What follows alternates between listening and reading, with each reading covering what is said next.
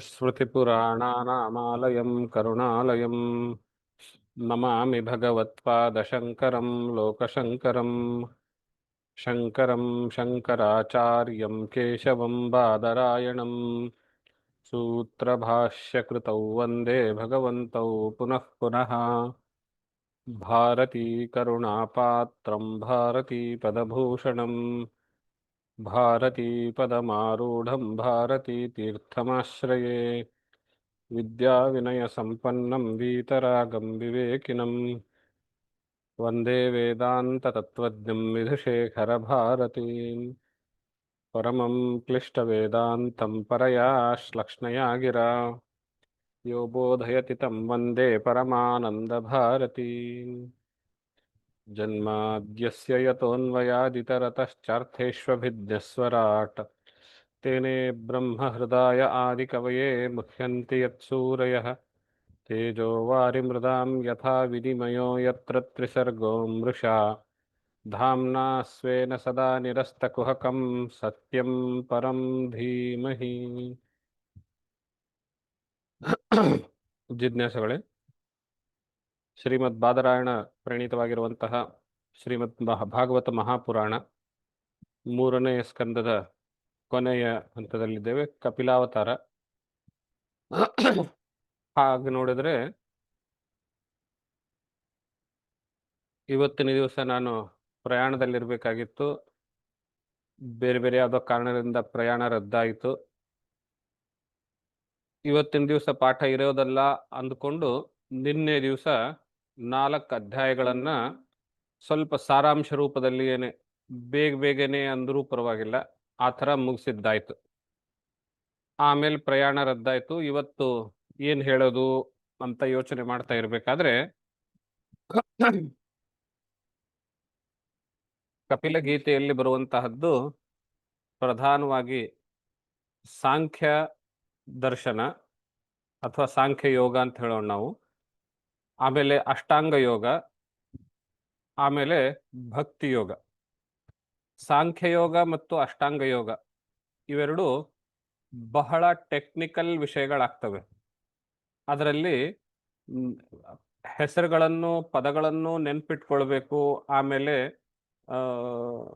ಸ್ವಲ್ಪ ಕಾಂಪ್ಲೆಕ್ಸ್ ವಿಷಯಗಳು ಇದ್ದಾವೆ. ಒಂದು ಪಾಠದಲ್ಲಿ ಒಂದೊಂದು ವಿಷಯ ಒಂದೊಂದು ಅಧ್ಯಾಯ ಮುಗಿಸ್ಲಿಕ್ಕೆ ಆಗೋದಿಲ್ಲ, ಸಮಯನೂ ಬಹಳಷ್ಟು ಬೇಕಾಗ್ತದೆ. ಮುಖ್ಯವಾಗಿ ಭಾಗವತದ ಜಿಜ್ಞಾಸುಗಳಿಗೆ ನಾರದರೇ ಹೇಳಿರುವಂತೆ ಭಾಗವತದ ಪರಮ ಪ್ರಯೋಜನ ಭಕ್ತಿಯ ಒಂದು ಉದ್ಧಾರ ಮಾಡಿರುವಂತಹದ್ದು, ಮಹಾತ್ಮೆಯಲ್ಲಿ ಹೇಳಿರುವಂತಹದ್ದು ಈ ಕಥೆ ನೆನಪಿಸ್ಕೊಳ್ಳಿ. ಹೀಗೆ ಭಕ್ತಿಯನ್ನ ಪ್ರಜ್ವಲಿತಗೊಳಿಸುವುದೇ ಪ್ರಧಾನ ಉದ್ದೇಶವಾಗಿರುವುದರಿಂದ ನಾನು ನಿನ್ನೆ ಸಾರಾಂಶ ರೂಪದಲ್ಲಿ ಹೇಳಿರುವಂತಹ ಭಕ್ತಿ ಯೋಗವನ್ನೇ ಇವತ್ತು ಸ್ವಲ್ಪ ವಿಸ್ತಾರ ಮಾಡಿ ಹೇಳೋಣ ಅಂತ ಯೋಚನೆ ಮಾಡಿದೆ. ಹಾಗೆ ನೋಡಿದ್ರೆ ಅದರಲ್ಲಿರುವಂತಹ ಸಾಂಖ್ಯ ಯೋಗದಲ್ಲಿ ಮತ್ತು ಅಷ್ಟಾಂಗ ಯೋಗದಲ್ಲಿ ತಿಳಿದುಕೊಳ್ಳಬೇಕಾಗಿರುವಂತಹ ವಿಷಯಗಳು ತುಂಬಾ ಇವೆ. ಬೇರೆ ಯಾವುದೋ ಸಂದರ್ಭದಲ್ಲಿ ಬೇಕಾದ್ರೆ ಈ ಒಂದೊಂದು ಅಧ್ಯಾಯವೇ 27, 28, 26, 27 2 ಅಧ್ಯಾಯಗಳು ಸಾಂಖ್ಯ ಯೋಗಕ್ಕೆ, 28ನೇ ಅಧ್ಯಾಯ ಅಷ್ಟಾಂಗ ಯೋಗಕ್ಕೆ ಮತ್ತು 29ನೇ ಅಧ್ಯಾಯ ಭಕ್ತಿ ಯೋಗಕ್ಕೆ ಹೀಗೆ ಮೀಸಲಿಟ್ಟಿದ್ದಾರೆ. ಬೇರೆ ಯಾವುದೋ ಸಂದರ್ಭದಲ್ಲಿ ಅಥವಾ ಕಾಲ ಕೂಡಿ ಬಂದಾಗ ಆ ಅಧ್ಯಾಯಗಳನ್ನು ನಾವು ಮತ್ತೊಂದು ಬಾರಿ ತುಂಬಾ ವಿಶದವಾಗಿ ಆ 3 ಅಧ್ಯಾಯಗಳು ಸೇರಿಸಿ ನಾವು ಬಹುಶಃ ಒಂದು ವಾರದ ಪಾಠ ಇಡಬೇಕಾಗತ್ತೆ. ಅಷ್ಟು ಮಟೀರಿಯಲ್ ಇದೆ, ಅದರಲ್ಲಿ ತುಂಬಾ ತಿಳ್ಕೊಳ್ಬೇಕಾಗಿರುವಂತಹ ವಿಚಾರಗಳಿದ್ದಾವೆ. ಆದರೂ ಭಾಗವತ ಜಿಜ್ಞಾಸುಗಳಾಗಿ ಭಕ್ತಿಯನ್ನು ನಾವು ಪ್ರಧಾನವಾಗಿ ಉದ್ದೀಪನಗೊಳಿಸಬೇಕು ನಮ್ಮ ಮನಸ್ಸಿನಲ್ಲಿ ಅನ್ನುವಂತಹ ಉದ್ದೇಶ ಭಾಗವತ ಗ್ರಂಥದ್ದು ಆಗಿರುವುದರಿಂದ ಭಕ್ತಿ ಯೋಗವನ್ನೇ ಸ್ವಲ್ಪ ವಿಸ್ತಾರ ರೂಪದಲ್ಲಿ ಹೇಳೋಣ ಅಂತ ಯೋಚನೆ ಮಾಡಿದೆ. ಹಾಗಾಗಿ ಪುನಃ ನಾವು 29ನೇಯ ಅಧ್ಯಾಯಕ್ಕೆ ಬರ್ತೇವೆ. ಪ್ರಾರಂಭದಲ್ಲಿ ತಾಯಿಯಾದಂತಹ ದೇವಹೂತಿ ಆ ಕಪಿಲ ಮಹರ್ಷಿಗೆ ಹೇಳುವಂಥವಳಾಗ್ತಾಳೆ. ಲಕ್ಷಣಂ ಮಹದಾದೀನಾಂ ಪ್ರಕೃತೆ ಪುರುಷಸ್ಯ ಚ ಸ್ವರೂಪಂ ಲಕ್ಷ್ಯತೆ ಮೀಶಾಂ ಯೇನ ತತ್ಪಾರಮಾರ್ಥಿಕಂ. ಮಹತ್ತತ್ವಗಳೇ ಮೊದಲಾಗಿರುವಂತಹ 24 + 1 25 ಇವುಗಳು ಪ್ರಕೃತೇ ಪುರುಷಸ್ಯ ಚ, ಪ್ರಕೃತಿ ಮತ್ತು ಪುರುಷರ ಸ್ವರೂಪ, ಅವರ ಲಕ್ಷಣಗಳು, ಅವರ ವಿಸ್ತಾರ ಇತ್ಯಾದಿ ಎಲ್ಲವೂ ಪಾರಮಾರ್ಥಿಕವಾಗಿ ತಿಳಿದುಕೊಳ್ಳಬೇಕಾಗಿರುವಂತಹ ವಿಚಾರವು ನಿನ್ನಿಂದ ಹೇಳಲ್ಪಟ್ಟಿತು. ಯಥಾ ಸಾಂಖ್ಯಂ ಸಾಂಖ್ಯೇಷು ಕಥಿತಂ ಯನ್ಮೂಲಂ ತತ್ಪ್ರಚಕ್ಷತೆ ಭಕ್ತಿಯೋಗಸ್ಯ ಮೇ ಮಾರ್ಗಂ ಬ್ರೂಹಿ ವಿಸ್ತರತಃ ಪ್ರಭೋ. ಹಾಗೆ ಆ ಪ್ರಕೃತಿ ಪುರುಷರಿಂದ ಕೂಡಿರುವಂತಹ 25 ತತ್ವಗಳಿಂದ ಕೂಡಿರುವಂತಹ ಸಾಂಖ್ಯಯೋಗ ಯಥಾಮೂಲಂ ಯನ್ಮೂಲಂ, ಹಿಂದಿನ ಕಲ್ಪ ಮುಗಿಯುವಾಗ ಆ ಜ್ಞಾನ ಹೇಗಿತ್ತೋ ಹಾಗೇನೆ ಈಗ ನೀನು ಹೇಳಿದೆಯೇ. ಆದರೆ ನನಗೆ ಈಗ ಭಕ್ತಿಯೋಗ ತಿಳಿದುಕೊಳ್ಬೇಕು ಅನ್ನುವಂತಹ ಅಪೇಕ್ಷೆ ಆಗಿದೆ. ಭಕ್ತಿಯೋಗಸ್ಯ ಮೇ ಮಾರ್ಗಂ ಬ್ರೂಹಿ ವಿಸ್ತರತಃ ಪ್ರಭೋ. ಭಕ್ತಿಯೋಗದ ಮಾರ್ಗ ವಿಸ್ತಾರಪೂರ್ವಕವಾಗಿ ನನಗೆ ಹೇಳಬೇಕು ಅಂತ ಹೇಳಿ. ಇಲ್ಲಿ ಗಮನಿಸಬೇಕಾಗಿರುವಂತಹ ಅಂಶ, ಸಾಂಖ್ಯಯೋಗ ಅಷ್ಟಾಂಗ ಯೋಗ ಹೇಳಿದ ಮೇಲೂ ಭಕ್ತಿಯೋಗದ ಅಪೇಕ್ಷೆ ಉಂಟಾಗಿದೆ ಅಂತಾದ್ರೆ ಸಾಂಖ್ಯ ಮತ್ತು ಅಷ್ಟಾಂಗ ಯೋಗ ಇವುಗಳು ಭಕ್ತಿಯೋಗಕ್ಕಿಂತ ಕಠಿಣ ಸಾಧ್ಯ ಎನ್ನುವುದು ನಮಗರ್ಥ ಆಗುತ್ತೆ. ಯಾವಾಗ ಸುಲಭವಾದ ಉಪಾಯ ನಮ್ಮ ಎದುರುಗಡೆ ಇದ್ರೂ ಕಷ್ಟವಾದ ಉಪಾಯ ಯಾರಿಗೆ ಹುಡುಕ್ತಾರೆ? ಅದು ಶಾಸ್ತ್ರೀಯ ದೃಷ್ಟಿಯಿಂದ, ಮೀಮಾಂಸಾ ಶಾಸ್ತ್ರದಲ್ಲಿ, ಜ್ಯೋತಿಷ್ಯ ಶಾಸ್ತ್ರದಲ್ಲಿಯೂ ಕೂಡ ಅದು ದೋಷವೇ. ಲಘೂಪಾಯೇ ಸತಿ ಗುರೂಪಾಯಾನ್ವೇಷಣಂ ದೋಷಂ ಅಂತ. ಲಘೂಪಾಯ ಇದ್ದಾಗ, ಸಣ್ಣ ಉಪಾಯ ಎದುರುಗಡೆ ಇದ್ದಾಗ ದೊಡ್ಡ ಉಪಾಯ ಹುಡುಕಬಾರದು ಅನ್ನುವಂತಹದ್ದು. ಆದ್ರಿಂದ ಭಕ್ತಿಯೋಗ ಕಂಪ್ಯಾರಿಟಿವ್ಲಿ ಸಾಂಖ್ಯಯೋಗಕ್ಕೂ ಅಷ್ಟಾಂಗ ಯೋಗಕ್ಕೂ ಬಹಳ ಸುಲಭವಾದದ್ದು. ಪಾಪ ದೇವಹೂತಿ ಒಬ್ಳೆ ಪತಿ ಸನ್ಯಾಸವನ್ನು ತೆಗೆದುಕೊಂಡು ಕಾಡಿಗೆ ಹೋದ, ಮಕ್ಕಳೆಲ್ಲವರು ಮದುವೆ ಮಾಡಿಕೊಂಡು ಅತ್ತೆ ಮನೆ ಸೇರಿದ್ರು. ಅವಳೊಬ್ಳೆ ಇದ್ಕೊಂಡು ಅದು ಹೇಗೆ ಅಷ್ಟೆಲ್ಲ ಸಾಧನೆ ಇತ್ಯಾದಿಗಳನ್ನು ಮಾಡ್ಲಿಕ್ಕೆ ಸಾಧ್ಯ? ಅವಳಿಗೆ ಸುಲಭ ಸಾಧ್ಯವಾಗಿರುವಂತಹ ಮಾರ್ಗ ಅಂದ್ರೆ ಭಕ್ತಿಯೋಗ. ಆದ್ರಿಂದ ಭಕ್ತಿಯೋಗಸ್ಯ ಮೇ ಮಾರ್ಗಂ ಬ್ರೂಹಿ ವಿಸ್ತರತಃ ಪ್ರಭೋ. ಆ ಭಕ್ತಿಯೋಗದ ಮಾರ್ಗ ನನಗೆ ವಿಸ್ತಾರವಾಗಿ ಹೇಳಬೇಕು ಅಂತ ಕೇಳಿದಾಗ ಶ್ರೀ ಭಗವಾನುವಾಚ, 7ನೇ ಶ್ಲೋಕ, ಭಗವಂತನ ಹೇಳ್ತಾನೆ. ಭಕ್ತಿಯೋಗೋ ಬಹುವಿಧೋ, ಭಗವಂತನು ಅಂದ್ರೆ ಇಲ್ಲಿ ಕಪಿಲನು. ಭಕ್ತಿಯೋಗೋ ಬಹುವಿಧೋ ಮಾರ್ಗೈರ್ಭಾಮಿನಿ ಭಾವ್ಯತೆ ಸ್ವಭಾವ ಗುಣ ಮಾರ್ಗೇಣ ಪುಂಸಾಂ ಭಾವೋ ವಿಭಿದ್ಯತೆ. ಹೇ ಭಾಮಿನಿ, ತಾಯಿಯನ್ನ ರಾಜಕುಮಾರಿ ಎನ್ನುವ ಅಥವಾ ರಾಣಿ ಎನ್ನುವ ಅರ್ಥದಲ್ಲಿ. ಯಾಕೆಂದ್ರೆ ಮನು ಮತ್ತು ಶತ್ರುಪೇರ್ ಮಗಳಲ್ವೇ ಅವಳು. ಹಿಂದೆ ಅನೇಕ ಬಾರಿ ಮನುನಂದಿನಿ ಎನ್ನುವ ಶಬ್ದದಿಂದ ಸಂಬೋಧನೆ ಮಾಡಿದ್ದು, ರಾಜ್ನಿ ಎನ್ನುವಂತಹ ಅರ್ಥದಿಂದ, ರಾಜಕುಮಾರಿ ಎನ್ನುವಂತಹ ಅರ್ಥದಿಂದ ಸಂಬೋಧನೆ ಮಾಡಿದ್ದು. ಹಾಗಾಗಿ ಇವಳಿಗೆ ಭಾಮಿನಿ ಅನ್ನುವಂಥ ರೀತಿಯಲ್ಲಿ ಸಂಬೋಧನೆ ಮಾಡಿದ್ದು. ಭಕ್ತಿಯೋಗೋ ಬಹುವಿಧ.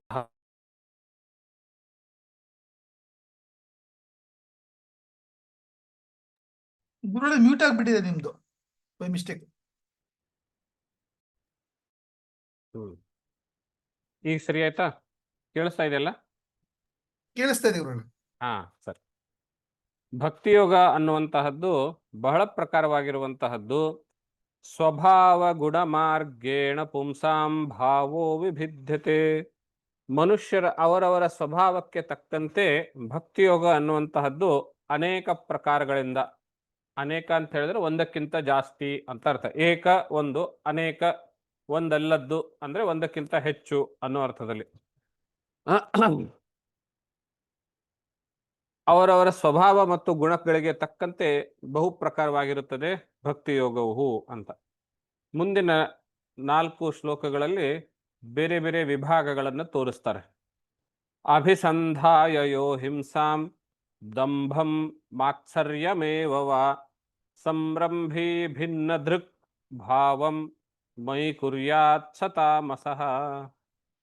ಯಾವನಾದರೂ ಮನಸ್ಸಿನಲ್ಲಿ ಹಿಂಸಾಂ ಅಭಿಸಂದಾಯ, ಮನಸ್ಸಿನಲ್ಲಿ ಹಿಂಸೆಯನ್ನು ಇಟ್ಕೊಂಡು, ಹಿಂಸೆ ಅಂದ್ರೆ ಇನ್ನೊಬ್ಬರಿಗೆ ಕೊಡುವಂತಹ ಕಷ್ಟ, ಅದನ್ನ ಅಭಿಸಂಧಾಯ, ಮನಸ್ಸಿನಲ್ಲಿ ಹಿಂಸೆ ಇನ್ನೊಬ್ರಿಗೆ ಹಿಂಸೆ ಆಗಬೇಕು ಅಂತ ಇಟ್ಕೊಂಡು, ಅಥವಾ ದಂಭಂ, ದಂಭ ಅಂತ ಹೇಳಿದ್ರೆ ಒಳಗಡೆ ಇರುವಂತಹ ಭಾವವನ್ನು ಹೊರಗಡೆ ವ್ಯಕ್ತಪಡಿಸದೆ ಮೇಲ್ನೋಟಕ್ಕೆ ಚೆನ್ನಾಗಿರೋದು ಡಂಬಾಚಾರ ಅಂತ ಹೇಳ್ತೀವಲ್ಲ, ಆ ಅರ್ಥ ಒಂದು. ಇನ್ನೊಂದು ಅರ್ಥ ದಂಭ ಅನ್ನೋದಕ್ಕೆ ಸೊಕ್ಕು ಅಂತ ಹೇಳೋದು, ಜಂಭ ಅಂತ ಕನ್ನಡದಲ್ಲಿ ಹೇಳ್ತಾರೆ, ಅದುವೇ ದಂಭ. ಮಾತ್ಸರ್ಯ ಹೊಟ್ಟೆ ಕಿಚ್ಚು, ಸಂರಂಭಿ ಸ್ಪರ್ಧೆ ಕಾಂಪಿಟಿಷನ್, ಭಿನ್ನ ದೃಕ್ ಭಾವಂ, ಭಿನ್ನ ದೃಕ್ ಭಾವ ಅಂತಂದ್ರೆ ಭೇದ ಬುದ್ಧಿ, ಅವನು ಬೇರೆ ನಾನು ಬೇರೆ ಎನ್ನುವಂತಹ ಭೇದ ಬುದ್ಧಿ ಇಟ್ಟುಕೊಂಡು ಯಾರು ಭಕ್ತಿಯನ್ನು ಮಾಡ್ತಾರೆಯೋ ಸ ತಾಮಸಃ, ಅದು ತಾಮಸ ಭಕ್ತಿ ಎಂಬುದಾಗಿ ಕರೆಸ್ಕೊಳ್ಳುತ್ತೆ. ಅಭಿಸಂಧಾಯಯೋ ಹಿಂಸಾಂ ದಂಭಂ ಮಾತ್ಸರ್ಯಮೇವ ವಾ ಸಂರಂಭಿ ಭಿನ್ನ ದೃಗ್ಭಾವಂ ಮಯಿ ಕುರ್ಯಾತ್ ಸ ತಾಮಸಃ. ಮನಸ್ಸಿನಲ್ಲಿ ಇನ್ನೊಬ್ಬರಿಗೆಗೋಸ್ಕರ ಹಿಂಸೆ, ಜಂಭ, ಹೊಟ್ಟೆ ಕಿಚ್ಚು, ಸ್ಪರ್ಧಾ ಭಾವ ಅಂದ್ರೆ ಇಲ್ಲಿ ಸೋಲಿಸಬೇಕು ಅನ್ನುವಂತಹ ತವಕ, ಮತ್ತು ಭೇದ ಭಾವ, ಇಷ್ಟನ್ನು ಇಟ್ಟುಕೊಂಡು ಯಾರು ಭಕ್ತಿ ಮಾಡ್ತಾರೆಯೋ, ನನ್ನಲ್ಲಿ ಯಾರು ಭಕ್ತಿ ಮಾಡ್ತಾರೆ, ಇಂತಹ ಭಕ್ತಿಗೆ ತಾಮಸ ಭಕ್ತಿ ಅಂತ ಹೆಸರು. ಇವರುಗಳಿಗೆ ಯಾರು ಉದಾಹರಣೆ ಅಂತ ಹೇಳಿದ್ರೆ ರಾಕ್ಷಸರು. ಸಾಧಾರಣವಾಗಿ ಇದೇ ಥರನೇ ಭಕ್ತಿ ಅವರು ಮಾಡ್ತಾರೆ. ಹಾಗೆ ನೋಡಿದ್ರೆ ರಾಕ್ಷಸರೇ ಹೆಚ್ಚು ಭಕ್ತಿ ಮಾಡಿದಂಥವ್ರು, ತಪಶ್ಚರ್ಯಾದಿಗಳನ್ನು ಮಾಡಿದಂಥವ್ರು. ಆದರೂ ನಾವು ಅವರನ್ನ ಅನುಕರಣೆ ಮಾಡೋದಿಲ್ಲ. ಯಾಕೆ ಅಂದ್ರೆ ಅವ್ರ ಮನಸ್ಸಿನಲ್ಲಿ ಈ ರೀತಿಯ ದುಷ್ಟ ಗುಣಗಳನ್ನು ಇಟ್ಕೊಂಡು ಮಾಡಿರ್ತಾರೆ, ಮತ್ತು ಅವ್ರ ಭಕ್ತಿ ತಾಮಸ ಭಕ್ತಿ ಎಂಬುದಾಗಿ ಕರೆಸ್ಕೊಳ್ತದೆ. ಇನ್ನು ಎರಡನೇ ಪ್ರಕಾರದ್ದು ವಿಷಯಾನಭಿಸಂಧಾಯ ಯಶ ಐಶ್ವರ್ಯಮೇವ ವಾ ಅರ್ಚಾದವರ್ಚಯೇದ್ಯೋ ಮಾಂ ಪೃಥಗ್ ಭಾವಸ್ಸ ರಾಜಸಃ. ಅರ್ಚಾದಾವರ್ಚಯೇದ್ಯೋ ಮಾಂ, ವಿಷಯಾನ್ ಅಭಿಸಂಧಾಯ, ಮನಸ್ಸಿನಲ್ಲಿ ವಿಷಯಗಳನ್ನಿಟ್ಕೊಂಡು, ವಿಷಯಗಳು ಅಂದ್ರೆ ಯಾವುದು? ಶಬ್ದಸ್ಪರ್ಶ ರೂಪರಸಗಂಧಾದಿಗಳು ಇತ್ಯಾದಿ ವಿಷಯಗಳು, ಅಂದ್ರೆ ಹೊರಗಡೆ ಜಗತ್ತಿನ ವಿಷಯಗಳು. ಆ ವಿಷಯಗಳು ನನ್ನ ಇಂದ್ರಿಯಗಳ ಜೊತೆಗೆ ಸೇರಿದಾಗ ಇಂದ್ರಿಯ ವಿಷಯ ಸನ್ನಿಕರ್ಷದಿಂದ ಸುಖ ಉತ್ಪತ್ತಿ ಎಂಬುದಾಗಿ ಭಾವಿಸಿ ಆ ವಿಷಯಗಳನ್ನು ಪಡೆಯೋದಕ್ಕೆ ಮನಸ್ಸಿನಲ್ಲಿ ಇಟ್ಟುಕೊಂಡು, ಅಥವಾ ಯಶಸ್ಸು, ನನ್ನ ಹೆಸರು ಎಲ್ಲ ಕಡೆ ಸೇರಬೇಕು, ಕೀರ್ತಿ ಬರಬೇಕು ಅನ್ನುವಂಥದ್ದು. ಡಿ ವಿ ಜಿಯವರ ಶ್ಲೋಕ ಇಲ್ಲಿ ನೆನಪಿಸ್ಕೊಳ್ಬಹುದು, ಸಿರಿ ಮಾತ್ರಕ್ಕೇನಲ್ಲ ಪೆಣ್ ಮಾತ್ರಕ್ಕೇನಲ್ಲ ಅಂತ ಹೇಳಿ. ಬಿರುದ ಗಳಿಸಲಿಕ್ಕೆ ಸಪ ಹೆಸರ ಪಸರಿಸಲೆಸಪ ಅಂತ. ಬಿರುದು, ಹೆಸರು, ಅದಕ್ಕೋಸ್ಕರ ಮನುಷ್ಯ ಸಿಕ್ಕಾಕೊಳ್ತಾನೆ ಅನ್ನುವಂತಹ ಮಾತನ್ನು ಇಲ್ಲಿ ನೆನಪಿಸ್ಕೊಳ್ಳಿ. ಯಶ, ಅದನ್ನು ಮನಸ್ಸಿನಲ್ಲಿ ಇಟ್ಕೊಂಡು, ಐಶ್ವರ್ಯಂ, ನನಗೆ ಐಶ್ವರ್ಯ ಬೇಕು ಅನ್ನೋದು ಇಟ್ಕೊಂಡು, ಇತ್ಯಾದಿ ಮನಸ್ಸಿನಲ್ಲಿ ಇಟ್ಕೊಂಡು, ಅರ್ಚಾದೌ, ಇದು ಬಹಳ ಮಹತ್ವದ ವಿಷಯ. ಅರ್ಚ ಇತ್ಯಾದಿಗಳಲ್ಲಿ ಅಂದ್ರೆ ವಿಗ್ರಹವೇ ಮೊದಲಾದಗಳಲ್ಲಿ ನನ್ನನ್ನು ಕಂಡು ಅಂತ. ಅದೇನ್ರಿ ಹಾಗಾದ್ರೆ ವಿಗ್ರಹ ಪೂಜಿಸೋ ತಪ್ಪ ಅಂತ? ಹಾಗಲ್ಲ, ವಿಗ್ರಹಗಳಲ್ಲಿ ಮಾತ್ರ ನನ್ನನ್ನು ಕಂಡು ಹೊರಗಡೆ ಎಲ್ಲ ಕಡೆಯೂ ನನ್ನನ್ನು ನೋಡದೆ ಕೇವಲ ವಿಷಯಗಳನ್ನೇ ಧ್ಯಾನಿಸುತ್ತಾ ಇದ್ರೆ ಆವಾಗ ಅದು ರಾಜಸ. ಪೃಥಗ್ ಭಾವ, ನನ್ನನ್ನು ಭೇದ ಬುದ್ಧಿಯಿಂದ. ಇಲ್ಲಿ ನೋಡಿ, ಹಿಂದಿನ ಶ್ಲೋಕದಲ್ಲಿಯೂ ಭಿನ್ನ ದೃಕ್ ಅಂತ ಇದೆ, ಈ ಶ್ಲೋಕದಲ್ಲಿಯೂ ಪೃಥಗ್ ಭಾವ ಅಂತ ಇದೆ. ಅಂದ್ರೆ ಭೇದ ಬುದ್ಧಿಯಿಂದ, ಅಂದ್ರೆ ಭಗವಂತನು ಬೇರೆ ನಾನು ಬೇರೆ ಎನ್ನುವ ಭಾವದಿಂದ ಯಾರು ಭಕ್ತಿ ಮಾಡ್ತಾರೆಯೋ, ಅದರಲ್ಲಿ ಮನಸ್ಸಿನಲ್ಲಿ ಹಿಂಸೆ ಇತ್ಯಾದಿಗಳನ್ನು ಇಟ್ಕೊಂಡ್ರೆ ಅದು ತಾಮಸ ಭಕ್ತಿ. ವಿಷಯ ಐಶ್ವರ್ಯ ಮತ್ತು ಇತ್ಯಾದಿಗಳನ್ನು ಇಟ್ಟುಕೊಂಡ್ರೆ ಅದು ರಾಜಸ ಭಕ್ತಿ. ಇದಕ್ಕೂ ಮುಂದಿನ ಪ್ರಕಾರದ ಭಕ್ತಿ ಈ ಥರದ ಈ ರಾಜಸ ಭಕ್ತಿ ಮಾಡುವಂಥವ್ರು ಯಾರು? ನಾವೆಲ್ಲರೂ ಮನುಷ್ಯರು. ನಾವು ಯಾವತ್ತಿಗೂನುವೆ ಈ ಥರದ ವಿಷಯ ಅಪೇಕ್ಷೆಗಳನ್ನು ಇಟ್ಟುಕೊಂಡೇನೆ ಭಕ್ತಿ ಮಾಡುವಂತಹದ್ದು ಅಲ್ವೇ? ಕೊನೆಗೆ ತತ್ಸತ್ ಶ್ರೀ ಕೃಷ್ಣಾರ್ಪಣಮಸ್ತು ಸುಮ್ಮನೆ ಹೇಳಲಿಕ್ಕಿರೋ ಮಾತು, ಮನಸ್ಸಿನಿಂದ ಆ ಮಾತನ್ನು ಹೇಳೋದಿಲ್ಲ. ಇದೆಲ್ಲವೂ ಕೃಷ್ಣನಿಗೆ ಅರ್ಪಣೆ ಆಗಲಿ ಅಂತ ಹೇಳಿದ್ರೆ, ಅಯ್ಯೋ ನಾನು ಸಂಕಲ್ಪ ಮಾಡಿದ್ದು ನನಗೋಸ್ಕರ, ನನಗ್ ಬರಲಿ ಅಂತ ಮಾಡಿದ್ದು, ಕೃಷ್ಣನ್ಗೆ ಯಾಕೆ ಕೊಡ್ಲಿ ನಾನು ಅಂತ ನಮ್ಮ ಯೋಚನೆ. ಆದ್ರಿಂದ ತತ್ಸತ್ ಶ್ರೀ ಕೃಷ್ಣಾರ್ಪಣಮಸ್ತು ಸುಮ್ಮನೆ ಬರೀ ಮಾತಾಗಿ ಉಳಿದುಕೊಂಡಿದೆ. ಈ ರೀತಿ ರಾಜಸ ಭಕ್ತಿ ಮಾಡುವಂಥವ್ರು ನಾವು ಮನುಷ್ಯರು. ಇದರಲ್ಲಿ ಬಹಳ ಮುಖ್ಯವಾದ ವಿಷಯ ಅರ್ಚಾದವು ಅರ್ಚಯೇದ್ಯೋ. ಅರ್ಚಾದಿಗಳಲ್ಲಿ ಅಂದ್ರೆ ವಿಗ್ರಹಗಳಲ್ಲಿ ಅಂತ, ವಿಗ್ರಹಾದಿಗಳನ್ನು ಇಟ್ಕೊಂಡು ಅದರಲ್ಲಿ ನನ್ನನ್ನು ನೋಡೋರು ಅಂದ್ರೆ ಅದರಲ್ಲಿ ಮಾತ್ರ ನನ್ನನ್ನು ಗಮನಿಸೋರು ಅನ್ನೋ ಅರ್ಥದಲ್ಲಿ. ಮುಂದಿನ ಭಕ್ತಿ ಕರ್ಮ ನಿರ್ಹಾರಮುದ್ದಿಶ್ಯ ಪರಸ್ಮಿನ್ ವಾ ತದರ್ಪಣಂ ಯಜೇದ್ಯಷ್ಟವ್ಯಮಿತಿ ವಾ ಪೃಥಗ್ ಭಾವಃ ಸ ಸಾತ್ವಿಕಃ.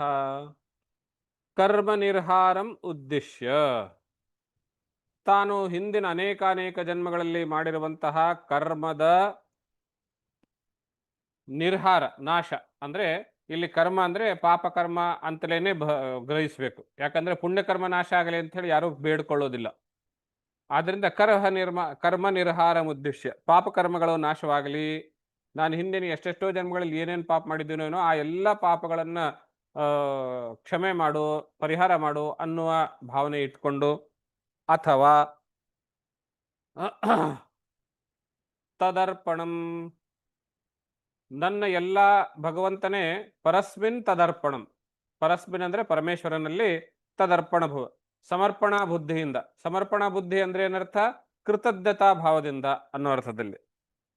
ಯಾಕೆ? ಇದೆಲ್ಲವೂ ನೀನು ನನಗೋಸ್ಕರ ಸಾಕಷ್ಟು ಕೊಟ್ಟಿದ್ದೀಯಾ, ಸೃಷ್ಟಿಯನ್ನು ಮಾಡಿದ್ದೀಯಾ, ನನಗೆ ವಾಸ ಮಾಡಲಿಕ್ಕೆ, ರಕ್ಷಣೆಗೆ, ನನ್ನ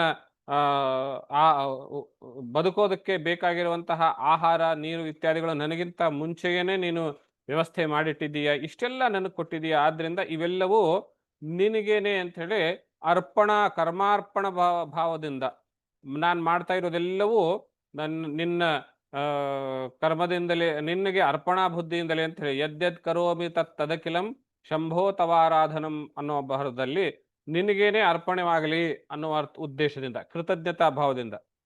ಅಥವಾ ಯಜೇದ್ ಯಷ್ಟವ್ಯಮಿತಿವಾ,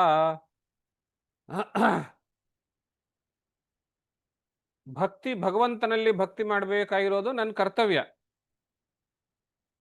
ನಾನು ಮನುಷ್ಯನಾಗಿ ಹುಟ್ಟಿದ್ದೇನೆ, ಆದ್ರಿಂದ ನಾನು ನನ್ನ ಕರ್ತವ್ಯ ಭಗವಂತನನ್ನು ಪೂಜಿಸೋದು, ಆದ್ರಿಂದ ನಾನು ಭಕ್ತಿ ಮಾಡ್ತಾ ಇದ್ದೀನಿ ಎಂಬ ಭಾವನೆಯನ್ನು ಇಟ್ಕೊಂಡು, ಕರ್ತವ್ಯ ಭಾವದಿಂದ, ಕರ್ತವ್ಯ ಪ್ರಜ್ಞೆಯಿಂದಲೂ, ಪಾಪ ಪರಿಹಾರಕ್ಕಾಗಿ ಕೃತಜ್ಞತಾ ಭಾವದಿಂದ ಅಥವಾ ಕರ್ತವ್ಯತಾ ಭಾವದಿಂದ, ಈ ಮೂರು ಮನಸ್ಸಿನ ಭಾವಗಳು, ಈ ಮೂರು ಅಥವಾ ಮೂರಲ್ಲಿ ಯಾವುದಾದ್ರೂ ಒಂದು ಭಾವಗಳನ್ನ ಮನಸ್ಸಿನಲ್ಲಿಟ್ಟುಕೊಂಡು ಪೃಥಕ್ ಭಾವ, ಇದರಲ್ಲಿಯೂ ಕೂಡ ಪೃಥಕ್ ಭಾವ, ಭೇದ ಬುದ್ಧಿಯಿಂದ, ಅಂದ್ರೆ ಭಗವಂತನ ಬೇರೆ, ನಾನು ಬೇರೆ ಎನ್ನುವಂತಹ ಭೇದ ಬುದ್ಧಿಯಿಂದ ಮಾಡಿದ್ರೆ ಸಾತ್ವಿಕ, ಇದು ಸಾತ್ವಿಕ ಬುದ್ಧಿ ಅಂತ, ಸಾತ್ವಿಕ ಭಕ್ತಿ ಅಂತ ಕರೆಸ್ಕೊಳ್ತೀವಿ. ಈ ಮೂರು ಶ್ಲೋಕಗಳಲ್ಲಿ ಒಂದು ಪಾಯಿಂಟ್ ಕಾಮನ್ ಏನು ಅಂತ ಹೇಳಿದ್ರೆ ಭೇದ ಬುದ್ಧಿಯಿಂದ ಅಂತ.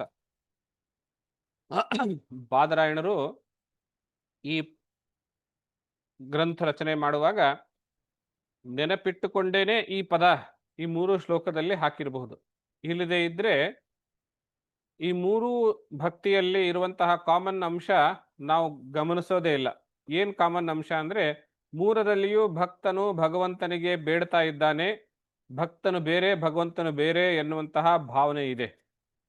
ಸಾತ್ವಿಕ ಬುದ್ಧಿಯಲ್ಲಿ ಬೇಡೋದೇನಿಲ್ಲ, ಆದ್ರೂ ಪೃಥಕ್ ಭಾವ ಅಂತ ಪದ ಹಾಕಿರೋದ್ರಿಂದ ಭಗವಂತನು ಬೇರೆ, ನಾನ್ ಬೇರೆ ಎನ್ನುವ ಭಾವನೆ ಅಲ್ಲಿದೆ ಅನ್ನುವಂತಹದ್ದು. ಅಂದ್ರೆ ಇವೆಲ್ಲವೂ ಭೇದ ಬುದ್ಧಿಯಿಂದ ಮಾಡಿರುವಂತಹ ಭಕ್ತಿ ಆಗಿರುವುದರಿಂದ ಇವುಗಳಿಗೆ ದ್ವೈತ ಭಕ್ತಿ ಅಂತಲೂ ನಾವು ಹೇಳ್ಬೋದು.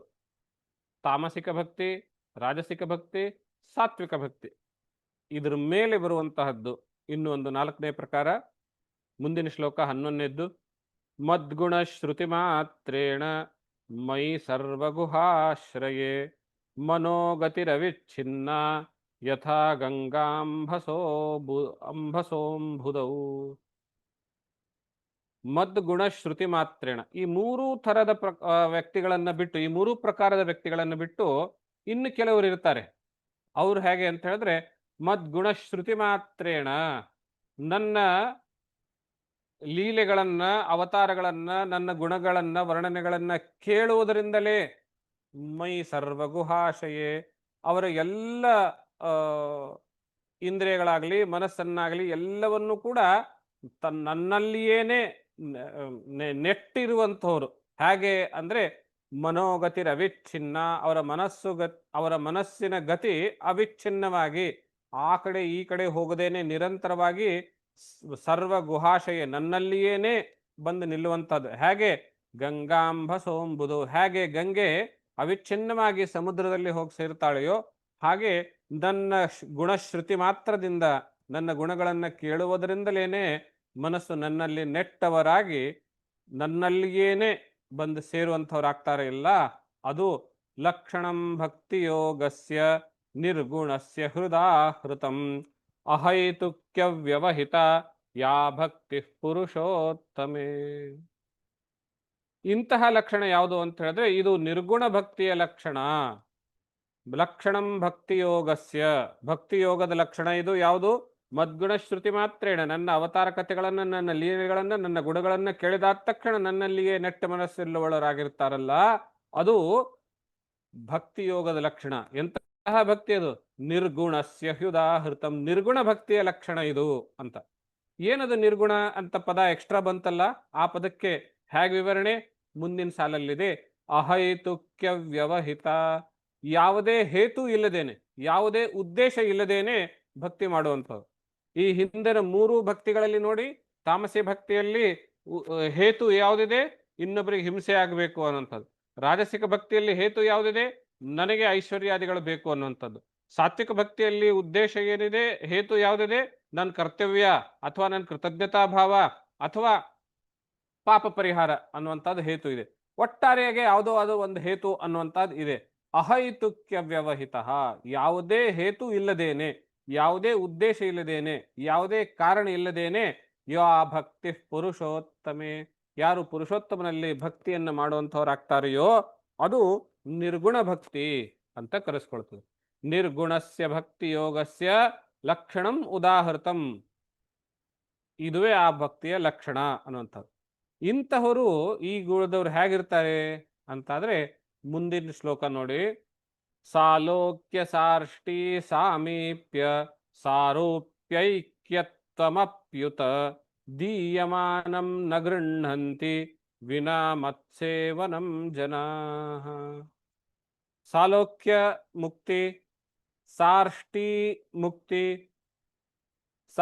ಸಾಮೀಪ್ಯ ಮುಕ್ತಿ, ಸಾರೂಪ್ಯ ಮುಕ್ತಿ, ಸಾಯುಜ್ಯ ಮುಕ್ತಿ, ಇವೆಲ್ಲವನ್ನೂ ಕೊಟ್ರೆ ಇದರಲ್ಲಿ 5 ಹೇಳಿದ್ದಾರೆ. 4 ನಿಮಗೆ ಗೊತ್ತು. ಸಾಲೋಕ್ಯ ಆ ಭಗವಂತನ ಲೋಕದಲ್ಲಿ ವಾಸಿಸುವುದು, ಸಾಮೀಪ್ಯ ಆ ಲೋಕದಲ್ಲಿಯೇ ಭಗವಂತನಿಗೆ ಹತ್ತಿರದಲ್ಲಿ ವಾಸಿಸುವುದು, ಸಾರೂಪ್ಯ ಭಗವಂತನ ರೂಪದಲ್ಲೇ ಕಾಣಿಸಿಕೊಳ್ಳುವಂಥದ್ದು, ಸಾಯುಜ್ಯ ಭಗವಂತನಲ್ಲಿಯೇ ಒಂದಾಗೋದು ಆ ಲೋಕದಲ್ಲಿ.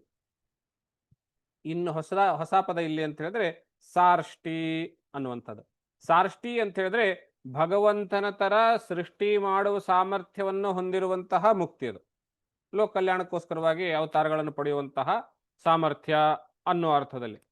ಅಂತಹದ್ದನ್ನು ಕೊಟ್ಟರುವೆ ದೀಯಮಾನಂ, ಅದನ್ನು ಕೊಟ್ಟರುವೆ ಕೂಡ ನ ಗೃಹಂತಿ, ಅವರು ಅದು ಬೇಡ ಅಂತ ಹೇಳ್ತಾರೆ. ಇದು ಯಾವುದು ನಂಗೆ ಬೇಡ ಕಣ್ರಿ, ನನ್ಗೇನ್ ಬೇಕು?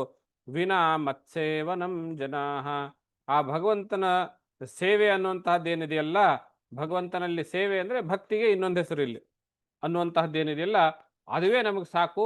ನಿಮ್ಮ ಮೋಕ್ಷ, ಸಾಲೋಕ್ಯ, ಸಾಮೀಪ್ಯ, ಸಾರ್ಷ್ಟಿ, ಯಾವುದೇ ಮೋಕ್ಷ ಅನ್ನುವಂತಹದ್ದು ನನಗಿಲ್ಲಿ ಬೇಕಾಗಿಲ್ಲ ಅಂತ ಹೇಳ್ತಾರೆ. ಸ ಏಷ ಭಕ್ತಿ ಯೋಗಾಖ್ಯ ಆತ್ಯಂತಿಕ ಉದಾಹೃತಃ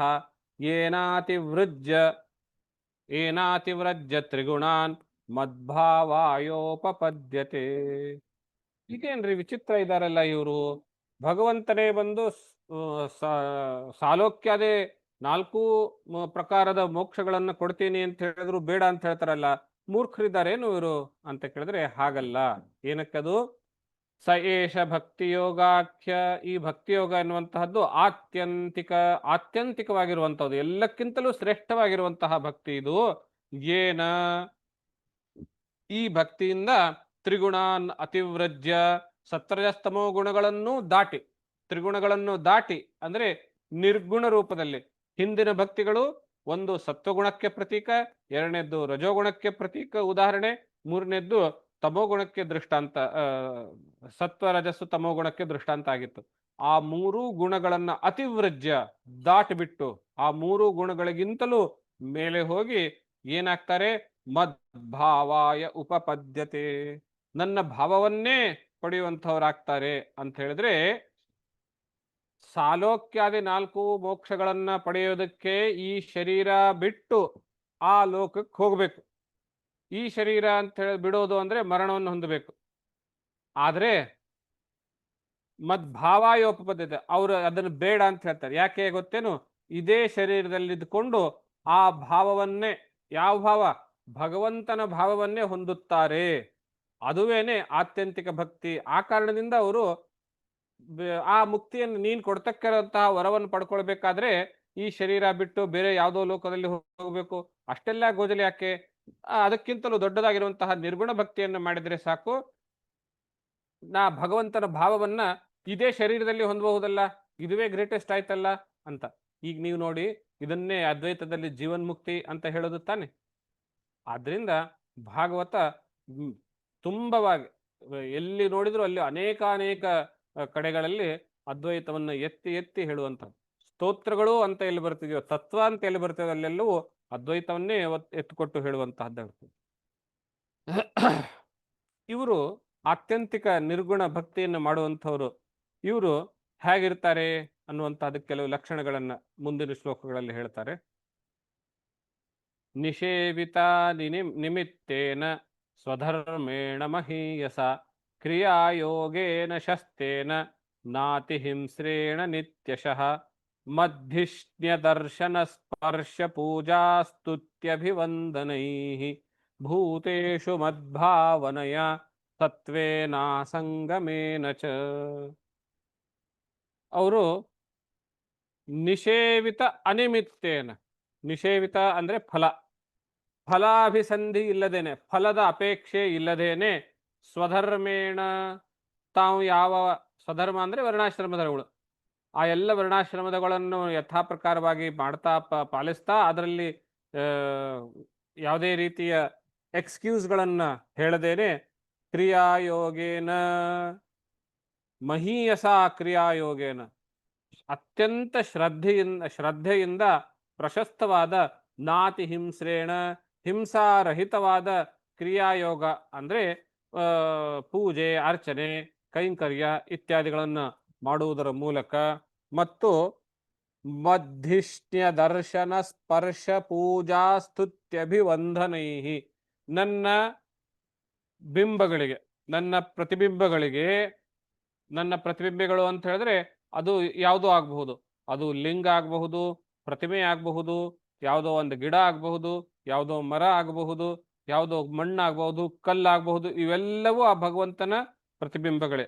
ಆದ್ರೂ ವಿಶೇಷವಾಗಿ ನಾವು ಅರ್ಚನೆಗೋಸ್ಕರ ಅಂತ ಏನು ಇಟ್ಕೊಳ್ತೀವಲ್ಲ ಅಂತಹ ಬಿಂಬಗಳನ್ನ, ಪ್ರತಿಮೆಗಳನ್ನ ಅವರು ದರ್ಶನ ಮಾಡ್ತಾರೆ, ಸ್ಪರ್ಶ ಮಾಡ್ತಾರೆ, ಪೂಜೆ ಮಾಡ್ತಾರೆ, ಸ್ತೋತ್ರ ಮಾಡ್ತಾರೆ, ವಂದನೆ ಮಾಡ್ತಾರೆ ಇತ್ಯಾದಿಗಳನ್ನು ಮಾಡ್ತಾ, ಯಾತಕ್ಕೆ? ಭೂತೇಷು ಮದ್ಭಾವನಯ ಸತ್ವೇನ ಸಂಗಮೇನ ಚ. ಆ ಎಲ್ಲ ಪಂಚಮಹಾಭೂತಗಳಿಂದ ಮಾಡಲ್ಪಟ್ಟಿರುವಂತಹ ಆ ಹೊರಗಡೆ ಇರುವಂತಹ ಕಲ್ಲು, ಮಣ್ಣು, ಗಿಡ, ಮರ ಏನಿದೆಯೋ, ಪ್ರತಿಮೆ, ಲಿಂಗ, ಸಾಲಿಗ್ರಾಮ ಇತ್ಯಾದಿಗಳು ಏನಿದೆಯೋ ಅದೆಲ್ಲದರಲ್ಲಿಯೂ, ಅವೆಲ್ಲವುಗಳಲ್ಲಿಯೂ ಕೂಡ ನನ್ನ ಭಾವವನ್ನೇ ಮದ್ಭಾವನಯ, ಅದು ಕಲ್ಲು ಎಂಬುದಾಗಿ ನೋಡೋದಿಲ್ಲ, ಅಲ್ಲಿ ಭಗವಂತನು ಎಂಬುದಾಗಿ ನೋಡ್ತಾರೆ. ಮದ್ಭಾವನಯ, ಅದು ಮರ ಅಂತ ನೋಡೋದಿಲ್ಲ, ಅದು ಭಗವಂತನು ಎಂಬುದಾಗಿ ನೋಡ್ತಾರೆ. ನನ್ನ ಬುದ್ಧಿಯಿಂದಲೇನೆ, ಇದು ಭಗವಂತ ಎನ್ನುವ ಬುದ್ಧಿಯಿಂದಲೇನೆ ಅವರು ಪೂಜಾ, ಅರ್ಚ, ದರ್ಶನ, ಸೇವಾ ಇತ್ಯಾದಿಗಳನ್ನ ಮಾಡ್ತಾ ಇರ್ತಾರೆ. ಮಹತಾಂ ಬಹುಮಾನೇನ ದೀನಾನಾಮನುಕಂಪಯ ಮೈತ್ರ್ಯಾ ಚೈವಾತ್ಮತುಲ್ಯೇಷು ಯಮೇನ ನಿಯಮೇನ ಚ. ಜೊತೆಗೆ ಅವರಿಗೆ ಮಹತಾಂ ಬಹುಮಾನೇನ, ಮಹಾ ತಪಸ್ವಿಗಳು, ಮಹಾ ವ್ಯಕ್ತಿಗಳು, ಸತ್ಪುರುಷರು, ಸಾಧುಗಳು ಇತ್ಯಾದಿಗಳು ಬಂದ್ರೆ ಅವರಿಗೆ ಬಹುಮಾನೇನ, ಅವರಿಗೆ ಆದರಾತಿಥ್ಯಗಳನ್ನು ಮಾಡ್ತಾರೆ. ನಾನು ಈಗಾಗಲೇ ಜೀವನ್ಮುಕ್ತನಾಗಿದ್ದೇನೆ, ನಾನ್ಯಾಕೆ ಅವ್ರಿಗೆ ಅದನ್ನ ಮಾಡ್ಲಿ ಅನ್ನೋ ಭಾವನೆ ಇರೋದಿಲ್ಲ, ಅವರು ಅನ್ನೋ ಈ ಭಾವನೆನೇ ಇರೋದಿಲ್ಲ ಅಲ್ವೇ. ಆದ್ರಿಂದ ಮಹತಾಂ ಬಹುಮಾನೇನ, ಸತ್ಪುರುಷರಿಗೆ ಆದರಾತಿಥ್ಯಗಳಿಂದಲೂ, ದೀನಾನಾಂ ಅನುಕಂಪಯ, ದೀನರಲ್ಲಿ ಬಡವರಲ್ಲಿ ತುಂಬಾ ಅನುಕಂಪದಿಂದಲೂ, ಮೈತ್ರ್ಯ ಪ್ರೀತಿಯಿಂದಲೂ, ಆತ್ಮತುಲ್ಯೇಶು ತನಗೆ ಸಮಾನವಾಗಿ. ಇದು ಬಹಳ ಇಂಪಾರ್ಟೆಂಟ್. ಆತ್ಮತುಲ್ಯೇಶು, ನಾವು ವೇದಾಂತದಲ್ಲಿ ಯಾವುದನ್ನು ಸರ್ವಾತ್ಮ ಭಾವ ಅಂತ ಹೇಳ್ತಿರ್ತಾನೆ, ಆ ಭಾವನೆ ಆತ್ಮತುಲ್ಯೇಶು, ಅವರೆಲ್ಲರಲ್ಲಿಯೂ ತನ್ನನ್ನೇ ಕಾಣ್ತಾ, ಯಮೇನ ನಿಯಮೇನ ಚ, ಯಮ ನಿಯಮಗಳು ಪಾಲಿಸುತ್ತಾ, ಅಂದ್ರೆ ಆಹಾರಾದಿ ನಿಯಮಗಳಲ್ಲಿ, ಆಮೇಲೆ ಆಸನಾದಿ ನಿಯಮಗಳಲ್ಲಿ ಏನೇನಿದೆಯೋ ಆ ವರ್ಣಾಶ್ರಮ ಧರ್ಮಗಳು ಅವೆಲ್ಲವನ್ನೂ ಪಾಲಿಸ್ತಾ ಇರ್ತಾರೆ. ಈ ಶ್ಲೋಕದಲ್ಲಿ ಈ 2 ಶ್ಲೋಕಗಳಲ್ಲಿ ನಾವೇನ್ ನೋಡಿದ್ವಿ, ಅವರು ಜ್ಞಾನಿಗಳು ಅಂದಾದ ತಕ್ಷಣ ಎಲ್ಲವನ್ನ ತೊರೆದು ಬಿಟ್ಟು ಸುಮ್ಮನೆ ಒಂದು ಮರದ ಥರ ಹಾಗೇನಿಲ್ಲ, ಎಲ್ಲವನ್ನೂ ಮಾಡ್ತಾ ಇರ್ತಾರೆ. ಆದರೆ ಇತರರು ಮಾಡುವುದಕ್ಕೂ, ಪೂಜಾದಿಗಳು ಮಾಡುವುದಕ್ಕೂ ಇವರು ಮಾಡುವ ಪೂಜಾದಿಗಳಿಗೂ ಏನು ವ್ಯತ್ಯಾಸ ಅಂತಾದ್ರೆ, ಇತರರು ಆ ಒಂದು ಅರ್ಚಾದಿನಲ್ಲಿ, ಆ ಒಂದು ವಿಗ್ರಹದಲ್ಲಿ ಮಾತ್ರ ಭಗವಂತನನ್ನ ಕಾಣುವಂಥವರು, ಇತರ ಬೇರೆ ಕಡೆ ಎಲ್ಲ ಕಡೆಯಲ್ಲಿಯೂ ವಿಷಯಗಳನ್ನೇ ಕಾಣುವಂಥವ್ರು. ಇವರು ಎಲ್ಲ ಕಡೆಯಲ್ಲಿಯೂ ಭಗವಂತನನ್ನು ಕಾಣದಂತೆ ಆ ಕಲ್ಲಲ್ಲಿಯೂ ಭಗವಂತನನ್ನೇ ಕಾಣುವಂಥವ್ರು. ಇದು ವ್ಯತ್ಯಾಸ. ಈ ನಿರ್ಗುಣ ಭಕ್ತಿ ನಿರ್ಗುಣ ಭಕ್ತಿಯನ್ನು ಮಾಡುವಂತಹ ಭಕ್ತರಿಗೂ ಇತರ ಭಕ್ತರಿಗೂ ಇರುವಂತಹ ವ್ಯತ್ಯಾಸ ಇದು ಬಹಳದ್ದು. ಆಧ್ಯಾತ್ಮಿಕಾನುಶ್ರವಣಾನ್ನಾಮ ಸಂಕೀರ್ತನಾಚ್ಚಮೆ ಆರ್ಜವೇನಾರ್ಯ ಸಂಗೇನ ನಿರಹಂಕ್ರಿಯ ಯಥಾ. ಇನ್ನು ಕೆಲವು ಲಕ್ಷಣಗಳನ್ನು ಹೇಳ್ತಾರೆ. ಆಧ್ಯಾತ್ಮಿಕಾನುಶ್ರವಣಾತ್, ವೇದಾಂತದ ಶ್ರವಣಾದಿಗಳನ್ನ ಅವರು ಮಾಡ್ತಾರೆ ಮತ್ತು ಮಾಡಿಸ್ತಾರೆ, ಇನ್ನೊಬ್ಬರಿಗೆ ಹೇಳ್ತಾರೆ. ನಾಮ ಸಂಕೀರ್ತನಾತ್, ಭಗವನ್ ನಾಮಸ್ಮರಣೆಯನ್ನು ತಾವು ಮಾಡ್ತಾರೆ, ಇನ್ನೊಬ್ಬರ ಕಡೆಯಿಂದ ಮಾಡಿಸ್ತಾರೆ. ಆರ್ಜವೇನಾರ್ಯ ಸಂಗೇನ, ಆರ್ಜವದಿಂದ ಕರ್ತವ್ಯ ಎನ್ನುವಂತಹ ಬುದ್ಧಿಯಿಂದಲೂ, ಮತ್ತು ಆರ್ಯ ಸಂಗೇನ, ಆರ್ಯರು ಅಂತ ಹೇಳಿದ್ರೆ ಸಜ್ಜನರು, ಸಜ್ಜನರ ಜೊತೆಗೆ ಇದ್ಕೊಂಡ್ಬಿಟ್ಟು, ನಿರಹಂಕ್ರಿಯ ಕ್ರಿಯೆಯ, ಅಹಂಕಾರ ರಹಿತವಾಗಿ, ಅಹಂಕಾರ ತ್ಯಾಗದಿಂದಲೂ ಕೂಡ ಅವರು ಬಾಳ್ತಾರೆ. ಮದ್ಧರ್ಮಿಣೋ ಗುಣೈರೇತೈ ಪರಿಸಂಶೋಧಿತಾಶಯ ಪುರುಷಸ್ಯಾಂಜಸಾಭ್ಯೇತಿ ಶ್ರುತ ಮಾತೃಗಣಂ ಹಿಮಾಂ. ಇಂತಹ ಗುಣಗಳಿಂದ ಕೂಡಿರುವಂತಹ ಇವರು ಮದ್ಧರ್ಮಿಣ, ನನ್ನ ಭಗವದ್ ಧರ್ಮವನ್ನ, ಅಂದ್ರೆ ಭಗವಂತನನ್ನ ತನಗಿಂತ ಬೇರೆ ಎಂಬ ಭಾವನೆ ಇಲ್ಲದೇನೆ ಎಲ್ಲರಲ್ಲಿಯೂ ಭಗವಂತನನ್ನ ಕಾಣುವಂತಹ ಬುದ್ಧಿಯಿಂದ ಪರಿಸಂಶೋಧಿತಾಶಯ, ಸಂಶೋಧಿತಾಶಯ, ಸಂಶೋಧಿತಾಶಯ ಅಂತ ಹೇಳಿದ್ರೆ ಚಿತ್ತವನ್ನ, ಮನಸ್ಸನ್ನ ಬಹಳ ನಿರ್ಮಲವಾಗಿ ಇಟ್ಟುಕೊಂಡಂಥವ್ರು, ಪರಿಶುದ್ಧಿಯಿಂದ ಇರುವಂತಹವರು. ಮತ್ತು ಶ್ರುತ ಮಾತೃಗಣಂ, ನನ್ನ ಲೀಲೆಗಳನ್ನ, ನನ್ನ ಗುಣವರ್ಣನೆಗಳನ್ನ ಕೇಳುವುದರಿಂದಲೇನೆ ಅವರು ಮನಸ್ಸು ನನ್ನಲ್ಲಿ ನೆಟ್ಟು ಬಿಡುವಂತಹದ್ದಾಗಿರ್ತದೆ. ಆ ಪ್ರಕಾರವಾಗಿ ಅವರು ನನ್ನಲ್ಲಿ ಭಕ್ತಿಯನ್ನು ಮಾಡುವಂತಹವ್ರು ಇರ್ತಾರೆ. ಅಹಂ ಸರ್ವೇಷು ಭೂತೇಷು ಭೂತಾತ್ಮಾವ್ಯಸ್ಥಿತ ಸದಾ ತಮವಜ್ಞಾಯ ಮಾಂ ಮರ್ತ್ಯ ಕುರುತೇರ್ಚಾ ವಿಡಂಬನಂ. ಅಹಂ ಸರ್ವೇಷು ಭೂತೇಷು, ಈಗಾಗಲೇ ಹೇಳಿದಂತೆ ನಾನು ಎಲ್ಲ ಭೂತಗಳಲ್ಲಿಯೂ ಇದ್ದೇನೆ ಎನ್ನುವಂತಹ ಭಾವನದಿಂದ ಅವರು ಪೂಜೆ ಮಾಡಿದರೆ, ಅವರ ಆ ಆತ್ಯಂತಿಕ ನಿರ್ಗುಣ ಭಕ್ತರಲ್ಲದವರು ಹೇಗೆ ಮಾಡ್ತಾರೆ? ಕುರುತೆ ಅರ್ಚಾ ವಿಡಂಬನಂ ತಮವಜ್ಞಾಯ ಮಾಂ ಮರ್ತ್ಯ.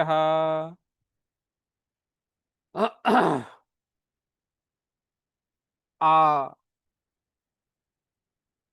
ಸಾಧಾರಣ ಭಕ್ತರಿಗೂ, ಅಂದ್ರೆ ಆತ್ಯಂತಿಕ ನಿರ್ಗುಣ ಭಕ್ತರಲ್ಲದೆ ಇರುವಂಥವರು, ಅವರು ಅದೇ ವಿಗ್ರಹವನ್ನು ಪೂಜೆ ಮಾಡಿದ್ರು ಆ ವಿಗ್ರಹದಲ್ಲಿ ಮಾತ್ರ ಕಾಣುವಂಥವ್ರು. ಇವರು ಈ ಆತ್ಯಂತಿಕ ನಿರ್ಗುಣ ಭಕ್ತಿ ಮಾಡುವಂಥವ್ರು ಎಲ್ಲ ಸರ್ವಭೂತೇಶು, ಎಲ್ಲರಲ್ಲಿ, ಎಲ್ಲ ಕಡೆಯಲ್ಲಿಯೂ, ಎಲ್ಲ ಭೂತಗಳಲ್ಲಿಯೂ ನನ್ನನ್ನು ಕಾಣುವಂಥವ್ರು. ಇದು ಆ 2 ಭಕ್ತರಲ್ಲಿರುವಂತಹ ವ್ಯತ್ಯಾಸ ಎನ್ನುವಂತಹ ರೀತಿಯಲ್ಲಿ ಭಕ್ತಿ ಯೋಗದ ಪ್ರಧಾನ ಮೂಲಭೂತ ಆಶಯವನ್ನ ಕಪಿಲ ಮಹರ್ಷಿ ತನ್ನ ತಾಯಿಯಾದಂತಹ ದೇವಹೂತಿಗೆ ಹೇಳ್ಕೊಡುವಂಥವನಾಗ್ತಾನೆ.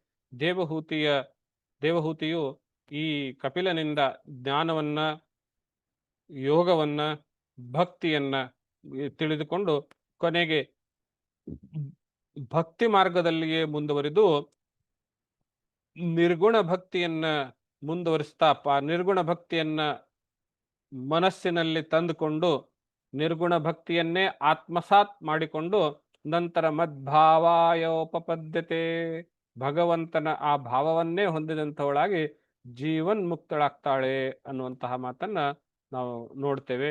ಇಲ್ಲಿಗೆ ಈ ಸ್ಕಂಧ, 3ನೇ ಸ್ಕಂಧ ಮುಗಿಯುತ್ತದೆ. 4ನೇ ಸ್ಕಂಧದಲ್ಲಿ ಮುಂದೆ ಬರುವಂತಹ ಕಥೆಗಳನ್ನ ನಾವು ಮುಂದಿನ ವಾರ ಮತ್ತೆ ಮುಂದುವರಿಸೋಣ ಅಂತ ಹೇಳ್ತಾ, ಈ ಭಾಗವತದ ಅನೇಕ ಉಪದೇಶಗಳಲ್ಲಿ ಬಹಳ ಮಹತ್ವದ್ದಾಗಿರುವಂತಹ ಅನೇಕ ಉಪದೇಶಗಳಲ್ಲಿ ಇದು ಒಂದು ಅಂತ ಭಾವಿಸ್ತಾ ಈ ಕಪಿಲ ಗೀತೆಯ ಭಕ್ತಿಯೋಗದ ಭಾವವನ್ನ ತಮ್ಮೆಲ್ಲರ ಹೃದಯ ಕಮಲದಲ್ಲಿ ಇರುವಂತಹ ಪರಮಾತ್ಮನ ಅಡಿಯಲ್ಲಿ ಅರ್ಪಿಸಿ ವಾಣಿಗೆ ವಿರಾಮವನ್ನು ನೀಡುತ್ತೇವೆ. ತತ್ಸತ್ ಶ್ರೀ ಕೃಷ್ಣಾರ್ಪಣಮಸ್ತು. ಗುರುಗಳೇ, ಒಂದ್ ಪ್ರಶ್ನೆ ಇತ್ತು ಗುರುಗಳೇ. ಹಾ ಹಾ ಏನಿಲ್ಲ ಗುರುಗಳೇ, ಇವಾಗ ಭಕ್ತಿ ಅಂತಾರೆ. ಇವಾಗ ಸಾಮಾನ್ಯವಾಗಿ ಏನಂತಾರೆ, ಶ್ರದ್ಧಾ ಅನ್ನೋದು ಎಲ್ಲೂ ಸಂಸ್ಕೃತದಲ್ಲಿ ಬರಲ್ಲ. ಬಟ್ ಕೆಲವರು ಹೇಳ್ತಾರೆ ಶ್ರದ್ಧೆನೂ ಒಂದೇ, ಭಕ್ತಿನೂ ಒಂದೇ, ಅರ್ಥ ಎರಡೂ ಒಂದೇ, ಎರಡಕ್ಕೂ ಭಕ್ತಿ ಬರಕ್ಕೆ ಶ್ರದ್ಧಾ ಆಗ್ಬೇಕು ಅಂದ್ರೆ ಶ್ರದ್ಧೆಗೂ ಭಕ್ತಿಗೂ ವ್ಯತ್ಯಾಸ ಇದೆಯಾ? ಎರಡೂ ಒಂದೇನಾ ಗುರುಗಳೇ? ಶ್ರದ್ಧೆನಲ್ಲಿ ಶರಣಾಗತಿ ಅನ್ನೋ ಭಾವನೆ ಬರೋದಿಲ್ಲ, ಭಕ್ತಿನಲ್ಲಿ ಶರಣಾಗತಿ ಅನ್ನೋ ಭಾವನೆ ಬಂದಿರುತ್ತೆ. ಹೌದಾ? ಯಾಕಂದ್ರೆ ಕೆಲವರು ಹೇಳ್ತಾರೆ ಭಕ್ತಿನೂ ಒಂದೇ, ಶ್ರದ್ಧೆನೂ ಒಂದೇ, ಶ್ರದ್ಧೆ ಇದ್ರೆ ಮಾತ್ರ ಭಕ್ತಿ ಬರುತ್ತೆ ಅಂತ ಹೇಳ್ತಾರೆ. ಅದಕ್ಕೆ ಕೇಳಿದ್ದು. ಕರೆಕ್ಟ್. ನಾವು ಶ್ರದ್ಧೆ ಅಂದ್ರೆ ವಿಶ್ವಾಸ, ಅಚಲವಾದ ವಿಶ್ವಾಸ. ಅಚಲವಾದ ವಿಶ್ವಾಸ ಇರೋವರೆಗೂ ಭಕ್ತಿ ಬರೋದಿಲ್ವಲ್ಲ. ಹೌದು, ಆ ಕಾರಣದಿಂದ. ಆಯ್ತು ಗುರುಗಳೇ. ಗುರುಗಳೇ, ಇನ್ನೊಂದ್ ಪ್ರಶ್ನೆ ಗುರುಗಳೇ. ಈ ಕಪಿಲ ತೀರ್ಥ ಅಂತ ಇದೆಯಲ್ಲ, ಅದು ಈ ಕಪಿಲರಿಂದಲೇ ಅದು ಹೆಸರು ಬಂದಿದ್ಯಾ ತಿರುಪತಿಯಲ್ಲಿ ಇರೋದು? ಅಷ್ಟು ಗೊತ್ತಿಲ್ಲ ನಂಗೆ ಅದ್ರ ಬಗ್ಗೆ. ಅದೇ ಹೆಸರಿನ ಬೇರೆ ಋಷಿಗಳು ಆಗಿರಬಹುದು, ಆ ಪ್ರಾಂತದಲ್ಲಿ ಬಂದಿರಬಹುದು, ಅಥವಾ ಇವರೇ ಆ ಕಾಲದಲ್ಲಿ ಆ ಪ್ರಾಂತದಲ್ಲಿ ಬಂದಿರಬಹುದು. ಅದ್ರ ಬಗ್ಗೆ ನಂಗೆ ಅಷ್ಟು ಗೊತ್ತಿಲ್ಲ. ಆಯ್ತು ಗುರುಗಳೇ. ಗುರುಗಳೇ, ಚಿತ್ತ ಬುದ್ಧಿ ಎರಡು ಒಂದೇನಾ ಬೇರೆ ಬೇರೆನಾ? ಟೆಕ್ನಿಕಲಿ ಬೇರೆ, ನಾವು ಜನರಲ್ ಆಗಿ ಎರಡು ಒಂದೇ ಅಂತ ಮಾತಾಡ್ತೀವಿ. ಏನ್ ಬೇರೆ ಬೇರೆ ಅಂದ್ರೆ, ಚಿತ್ತ ಅನ್ನುವಂತಹದ್ದು ನೆನಪಲ್ಲಿ ಇಟ್ಕೊಳ್ಳುವಂತಹ ಕೆಲಸ ಮಾಡುತ್ತೆ, ಬುದ್ಧಿ ಅನ್ನುವಂತಹದ್ದು ನಿರ್ಣಯ ತೆಗೆದುಕೊಳ್ಳುವ ಕೆಲಸ ಮಾಡುತ್ತೆ. ಥ್ಯಾಂಕ್ ಯು ಗುರುಜಿ. ನಮಸ್ಕಾರ. ಮುಗಿಸೋಣ. ನಮಸ್ಕಾರ ಗುರುಗಳೇ, ಶುಭರಾತ್ರಿ.